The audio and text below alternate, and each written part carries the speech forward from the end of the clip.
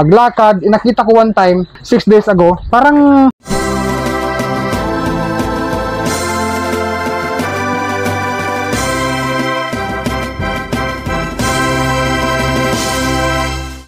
Thank you sa inyo, mga subscribers ko. hello mga ka-farmers, magandang araw po sa ating lahat. Sa video na ito, magbibigay lang po ako ng update sa aking dalawang baboy inahin. Sila po today mga ka-farmers, direct to the point po na information na akin pong i-share sa inyo. Buntis na po silang dalawa mga ka-farmers, no? Pasensya na ho, napakaingay at napakadungis na ating mga patining. Pero bago tayo guys, ito guys para manahimik, atin muna paliguan ha. Buntis na po itong baboy inahin na meron pong, F1 na inahin na meron pong yellow air tag. So buntis po siya sa loob ng, or nagbubuntis po siya from the date of breeding, from AI 52 days from breeding date.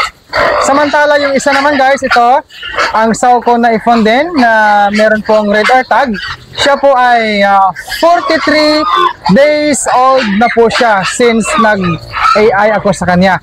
Yan po mga ka-farmers ang update po na aking binabahagi sa inyo ngayon sa akin pong video na ito.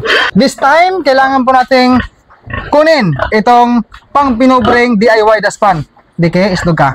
Oron! Yan. Hindi ko na kunin stopper. Babalik ko dito ang lagayan. Simpleng desisyon or simpleng sistema ni Dodong Biliran. Where is my kabo? Kabo is pitcher. Yan. Magbibigay tayo ng tubig. Kakain tayo mga ka-farmers kasi gutom na to. Okay, behave mo na, baboy. Behave. Behave, Ayan. Malinis na tubig. Okay, isa pa. Ayan. Okay. Next, kukuha tayo ng feeds. Ito po ang Pigrolac Mama Pro Developer. Ayan. So ito ang para sa inahin ko na yellow air tag. Ayan. At ito naman isang balde para po sa inahin ko na may red air tag. Okay? So bigyan natin. Uy! Naunsa naman yung baboya, kahura man. Vicky! Ayos lang. Iko-control natin. Hop, control. Very good. Ayan Isa pa. Isang baboy pa. Parehas mo ito ha. Pigrolac Mama Pro Developer. Dito ako nag-iingat kasi ito, matakaw to. Man. Hop, timing kasi pag matapon ng feed sayang. Hop, ya. Ayos. Dikit.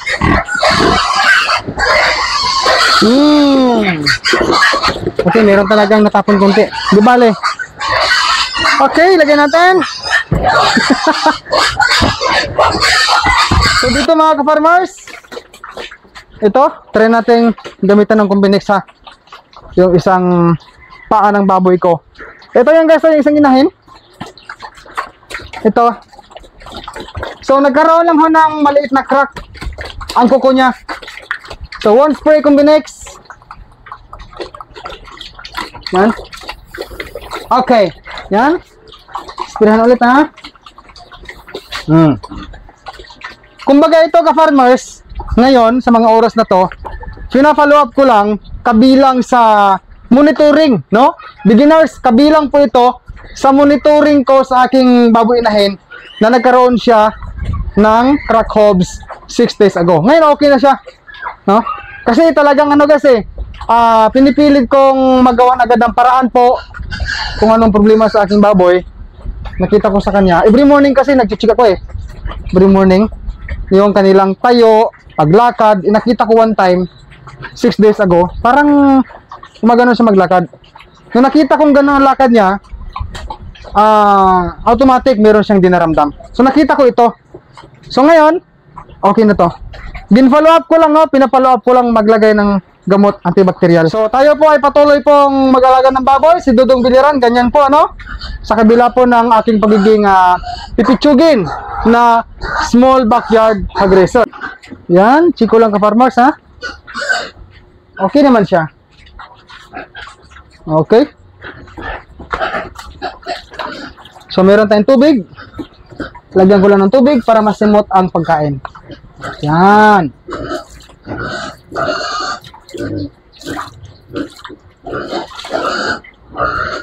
Sa kabila rin po mga ka-farmers. Dito. So ganito po ako guys, after nilang kumain, ako po ay naglalagay ng tubig sa pasungan para masimot po ang kanila pong natitirang feeds, no? Sayang kasi.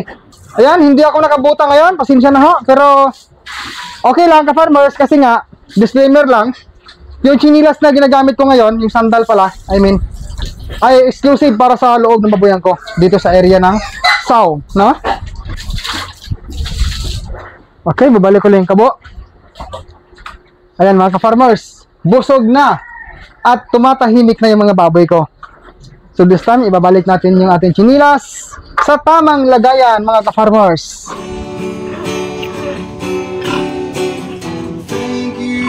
Subscribers, yan ang masasabi ko sa inyo. Sana ay di kayo magbabago sa suportang inalay nyo dito sa channel ko. Thank you sa inyo mga subscribers ko.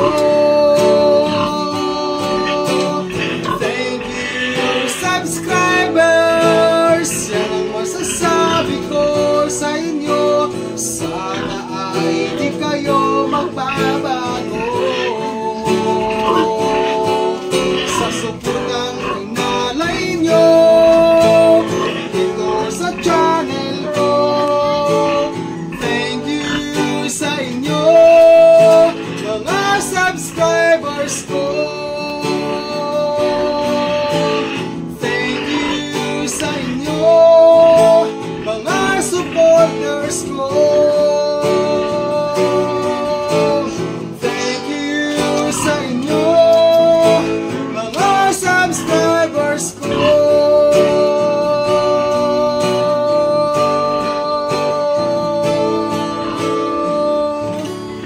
Mabuhay po ang mga farmers sa lipunan. Shout out po sa inyong lahat. God bless us all and peace out everyone. Bye bye po.